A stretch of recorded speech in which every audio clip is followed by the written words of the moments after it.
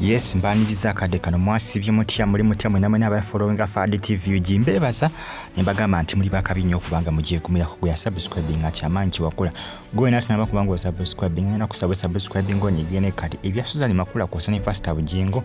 divorce leso obuzibu munamateka watidi Bugingo atabuse ensonga za Pastor Bugingo lika Pastor Bugingo noza yabuleso ngagamba ati agenda kuba kola embago mwaka ogujja ogwa 2025 jjukiro mwaka ogujja gwasubiza nokubanga atandika omusingi gwa Pentagoni ero yasubiza mukyawe namugamba nti mukyawe tereteka ku pressure nti yakuzaala kubanga yagala soke okumukuba embaga abo bajoke badde nti ku bintu by'okuzaala jjukira olwo information yabadde trending wabegakaawo nga kiraga nti Makula yazemu kubanga afuna olubuto jjukira nabagamba nti bingi evirako abakyala kubanga bakola ki bavaamu embuto bina bina maaso enda kwambe kutusako ensonga za annulment zikutte wansi ne waggulu mu nsonga za Pastor Bugingo ensonga za Pastor Bugingo zikyaganya okubanga zigwa mawulire mune Kitalo waliwo TikTok afudde amanyikidwa nga Leticia afudde akawungezi ka leero Leticia ono ekimunsi tekitegeerekeka manye ebisesinga ebintu by'okufa munnaye eriyo abantu abafa munfe etategeerekeka Leticia kugamba bafudde kibwatukira oba nkiyite ntya wademu kone birwadde Leticia nakola ogula naka video ke yakoze naka postinga ku social media ku TikTok account ye nga awandiseka akagamu RIP oba yadeyo yanga naye nti agenda kufa bukinzo okutya ku macha nga yakazedda wabula tebase kulializinga nti Leticia nti abadde yafudde bakisudde luvannyuma okumusanga yakoze ki yafudde kawungezi awo ne bakizibula nga bagamba nti akoze ki afudde abwetegeza information etambula balaga nti Leticia bamusanze afiidde mu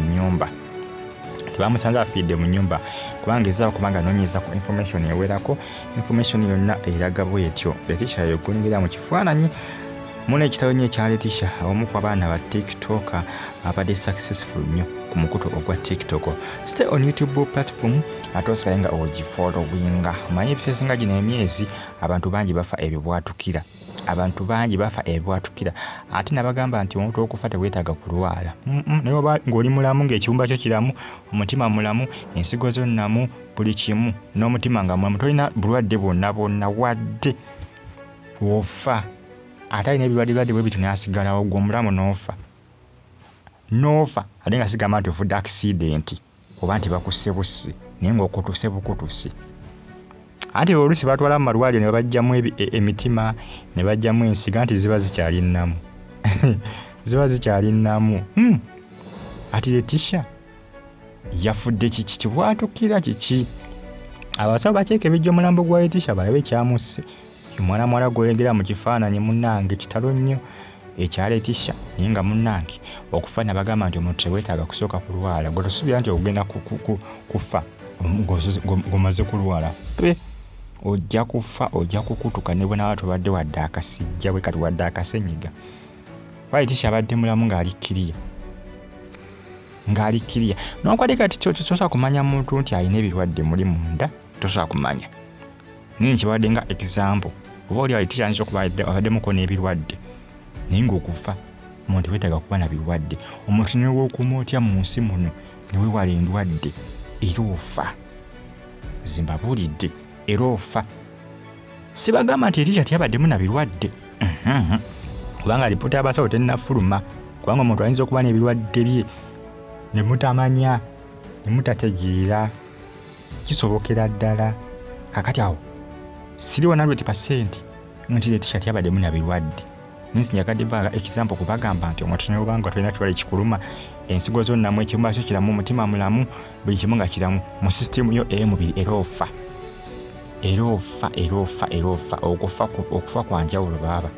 ndi okufa kwo kwa njawulo ekyamazima Kitalo nnyo Bambi ekya Leticia muna ebyo yakoze ka post seyogulo ng'ataddeko mbu RIP ku akawunti ye bugenza okukya nti ate yafudde sibeebuuza ono omwana yabadde ku kikyamu yabadde yewulira nti agenda kufa abasinga bagamba nti ebisesinga mu muntu olina okwegendereza by'owandiika bana bapostinga bu video ku TikTok ojagenda wandikeko mbu sad news nfudde okerenkera ng'ofudde abamu bagamba nti Leticia yeeviddeko kuba nti naafa kubanga yeebisse nga tewali amubisse yo ngavudde nga zikola sad zino wa Pastor Bugingo mwaka ogujja gwa 2025 ateekateeka mbaga ye ne Suzan Makula munamateeka wa Teddy Bugingo yafuna bannamateeka ennaku zino yabudde ng'agamba kooti nti Pastor Bugingo ne Makula bali mu bufumbo era nti bakola divorce olw'ensonga nti Pastor Bugingo nti yamenya dde etteeka lya kooti nti akola divorce ne Makula olw'ensonga nti akyalina omukyala Teddy Bugingo naye ng'ekyamazima Pastor Bugingo tuddambya amazima amateeka aba